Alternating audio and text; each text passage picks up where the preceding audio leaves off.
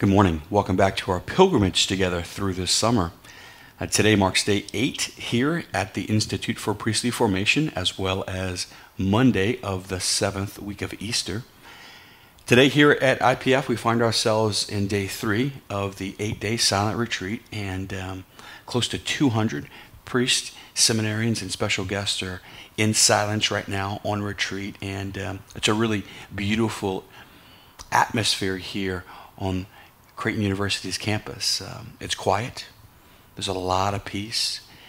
And I think to the naked eye, it would appear as if not much is happening.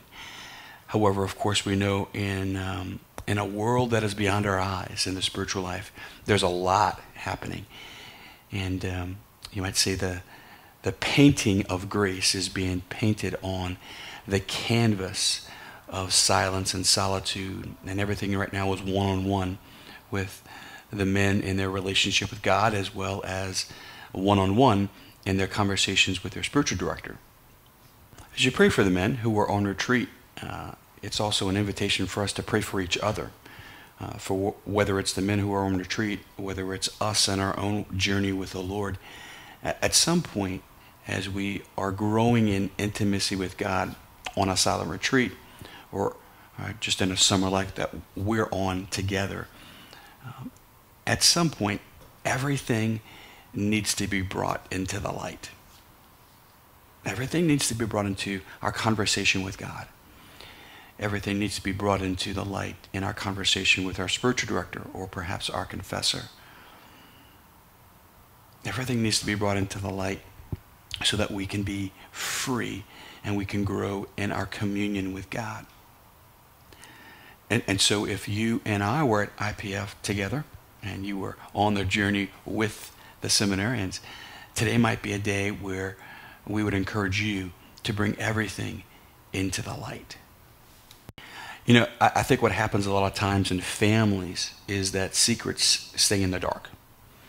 And when that happens in families, it has a grip on families. And either the secrets of families blocks the depth of relationship between us and our families and holds us bound, or the secrets in our family are almost the glue that holds resentments together, and our families won't really have the type of freedom that God desires, because we're holding on to resentments because things are kept in the dark. The same thing is true in our lives, you know, in our relationships with each other. If there are things that we hold back from each other in relationship, if there are things in secret, if there are things in the dark, then that'll impact our relationship with our spouses. It'll impact our relationship with our best friends, with those that we're on the journey walking together with. I've seen it time and time again that one of the things that can really erode trust within a marriage is when one spouse is holding something in secret and the other spouse intuits that something is amiss, or intuits that they don't have access to their spouse's heart, and that thing that's kept in the dark can really erode the depth of relationship in a marriage.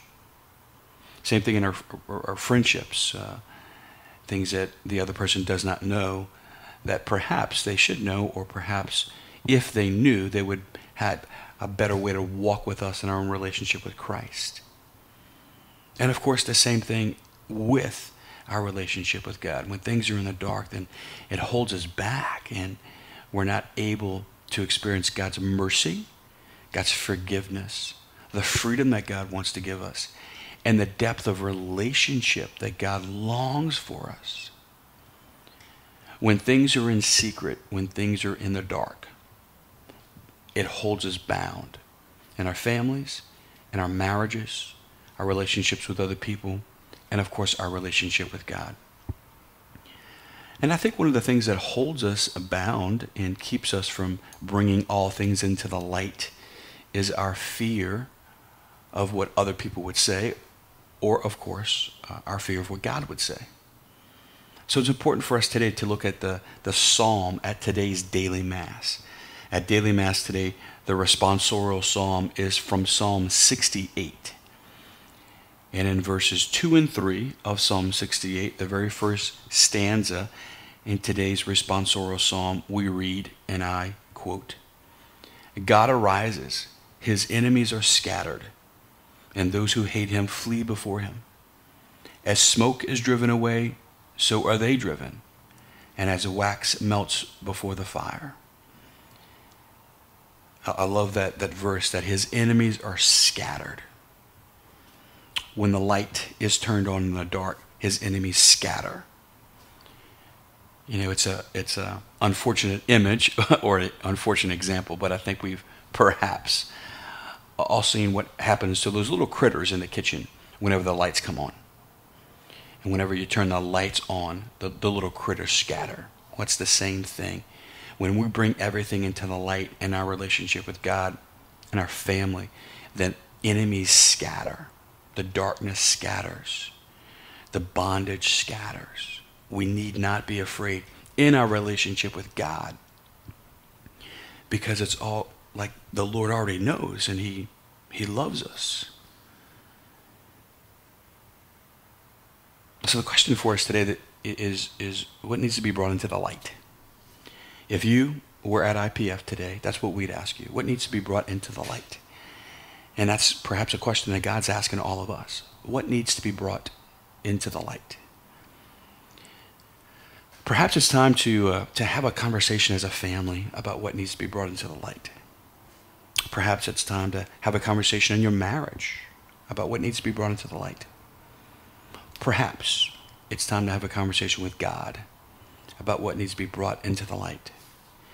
And so for your prayer today, I would encourage you to pray with Psalm 139, 1 through 16. Psalm 139, 1 to 16. And just know that God already knows, and that the freedom comes as you bring it into the light with him first. Trust that God will guide you. Trust that God already knows. And trust that God, as he calls you, is beckoning you with mercy and forgiveness as everything is brought into the light. God bless you.